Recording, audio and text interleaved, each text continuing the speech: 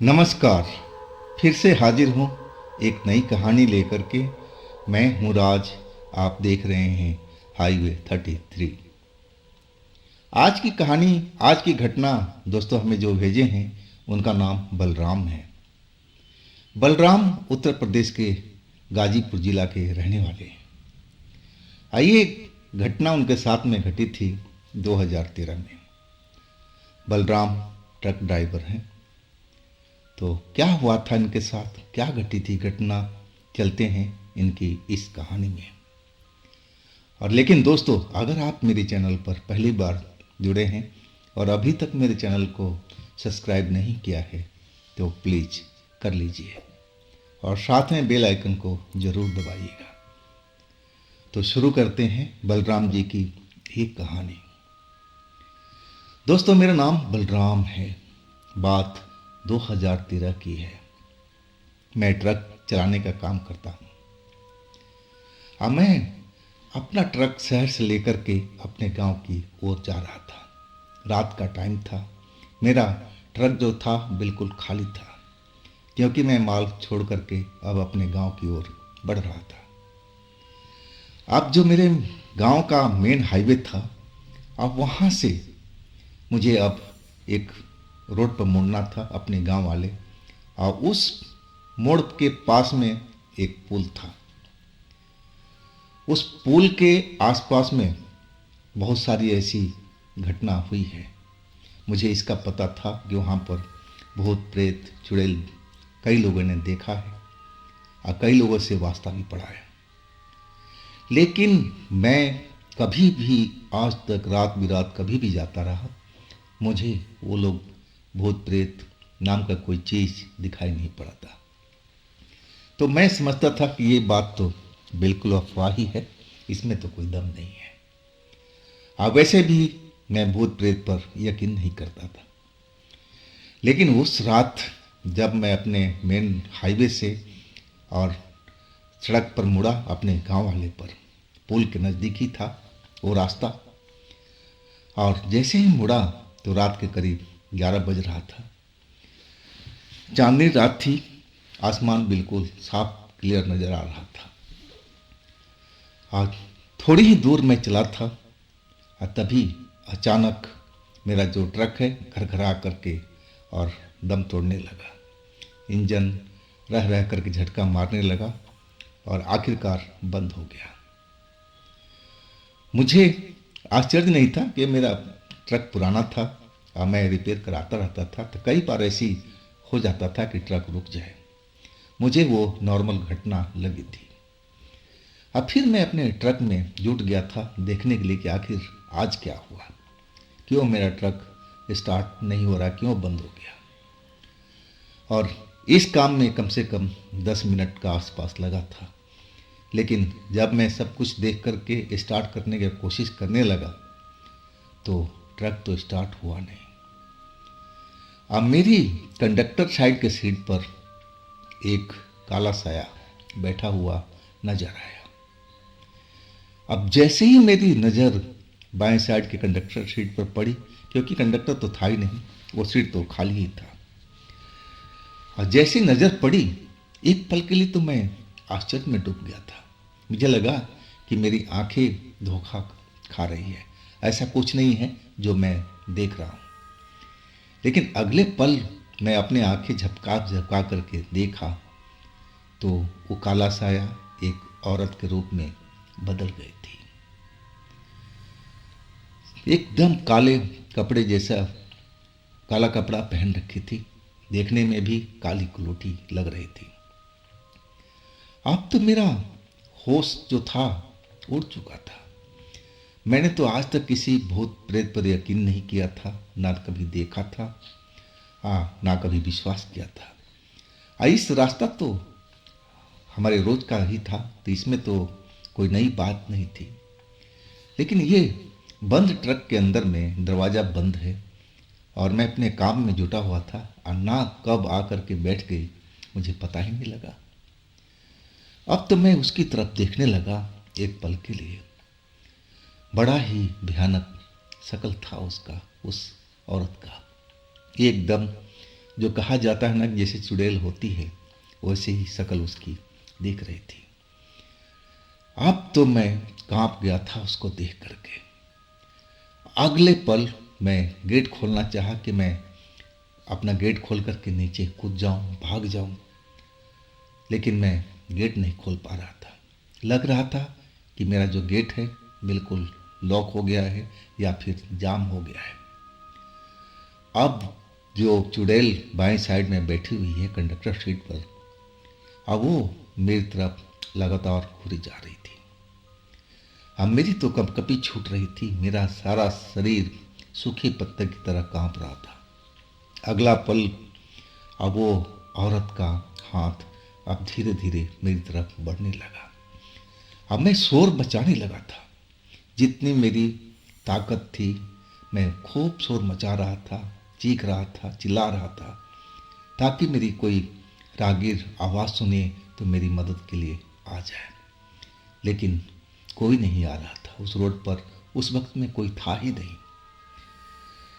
अब तो मैं समझ गया था कि मैं किसी चुड़ैल के पाले पड़ चुका हूँ, बचना मुश्किल है।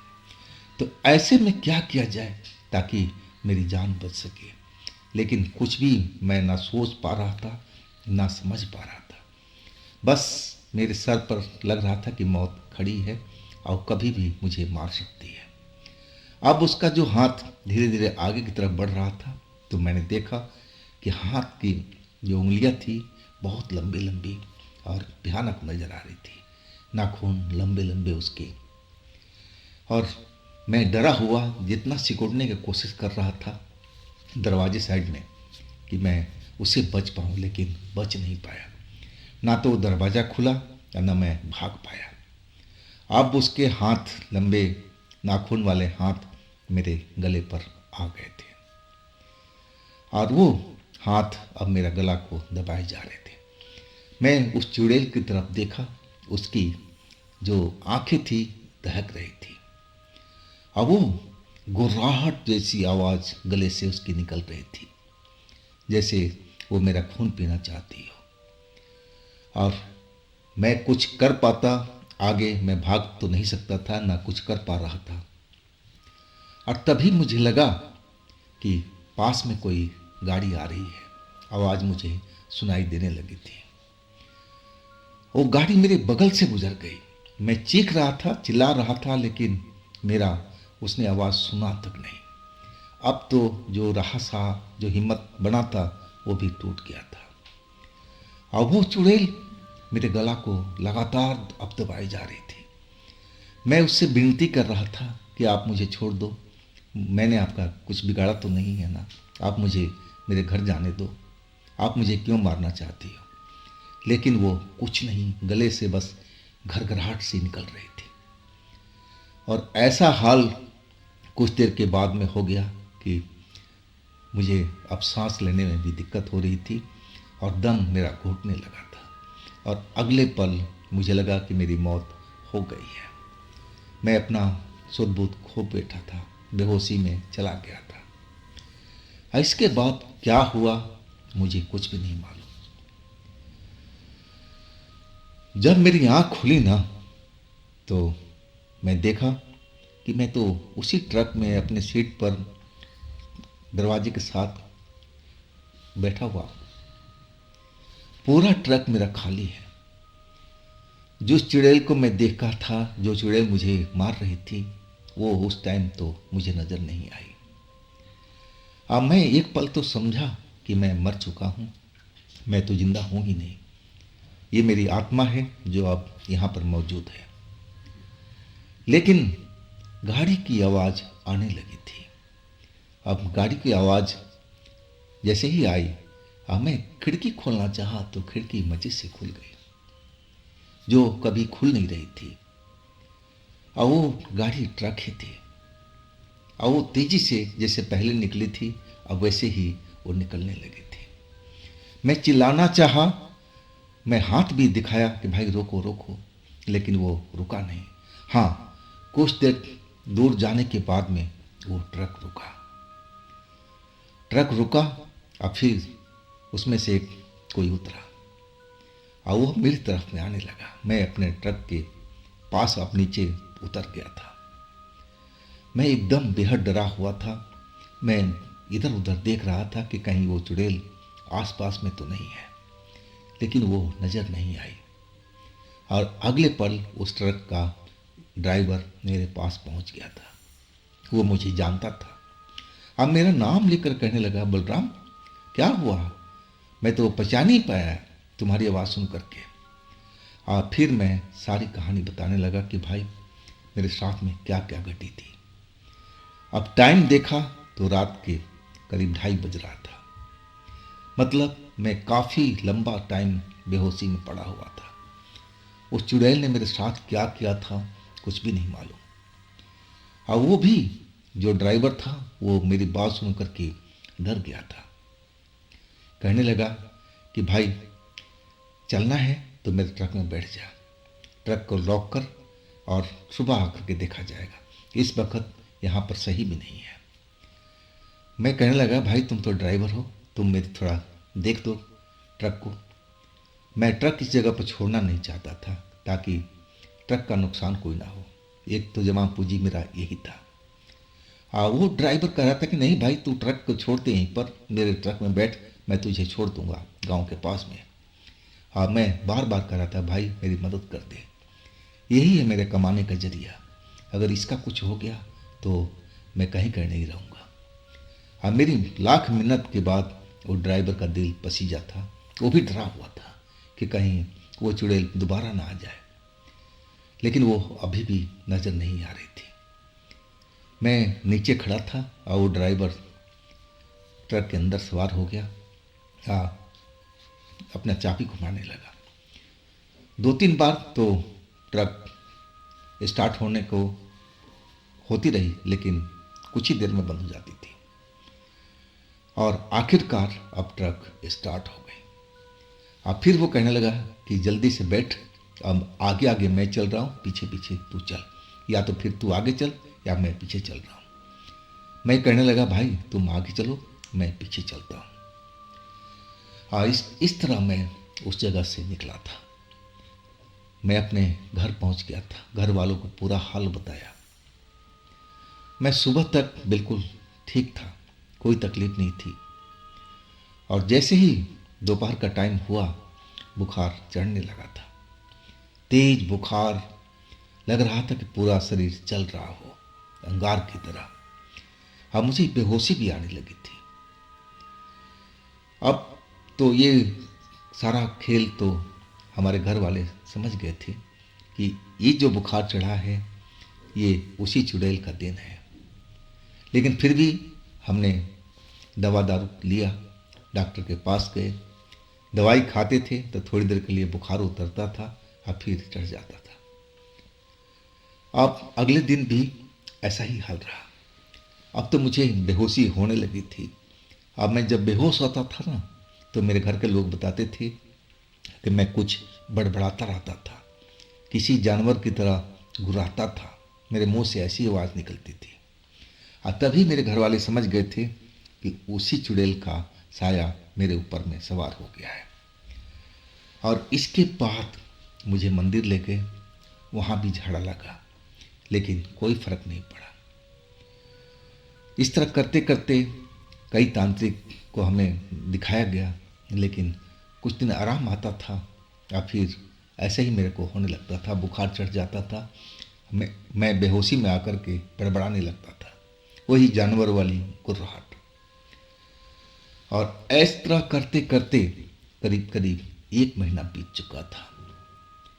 मैं एक बजरंग बली का मंदिर में गया था। मैं सुना था कि उस जगह पर आराम हो जाता है, और मेरे घर वालों भी मुझे उसी जगह पर ले गए थे। अब वहाँ जब मंदिर में जाने लगा ना तो मुझे सेहत में कुछ दिखा, पहले से अच्छा लग रहा था, महसूस भी हो रहा था। अब कुछ दिन उस मंदिर में गया, सुबह शाम आरती लिया और फिर सेहत में सुधार होने लगा था। अब जो तांत्रिक का किया धरा था, जो हमें दिए थे गले में डालने के लिए कि इसको पहन लो, इससे आराम आ जाएगा। इस तरह 2-3 तांत्रिकों ने अपने अपने धागे मुझे दिए थे। अब मेरे परिवार वालों ने सारे धागे मेरे हाथ में बांध रखे थे, गले में डाल रखे थे। चलो किसी का न किसी का तो असर करेगा। अब जो असर था वो हो रहा था। अब महीना दिन तो लगा था, लेकिन मैं स्वस्थ हो गया था। अब उसके बाद तो मैं उस जगह पर आते जाते देखना भी नहीं चाहता था। लगता था कि वो काली चुड़ैल अब भी उसी जगह पुलिया के पास में खड़ी है, अब मुझे निहार रही है। मुझे बहुत डर लगता था, लेकिन मैं अब अकेले उस जगह से निकलता नहीं था, साथ में कोई न कोई होता था और तभी मैं उस जगह से निकल पाता था। अब दिन के टाइम में तो चलो कोई डर नहीं था, लेकिन रात के टाइम में मुझे वो डर सताता था। तो कौन थी वो चुड़ैल, कुछ भी नहीं मालूम। गांव वालों का कहना था कि ये जो चुड़ैल का वहाँ पर खेल चल रहा था, आतंक चल रहा था, काफ़ी दिनों से चल रहा था, लेकिन वो चुड़ैल कभी कभी दिखाई देती थी।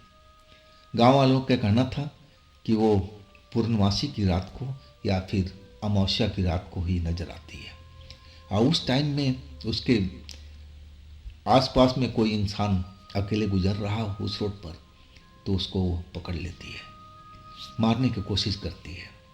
जैसे मेरे साथ में हुआ था, ऐसे उन लोगों के साथ में होता था। तो दोस्तों, ये थी आज की कहानी बलराम जी की।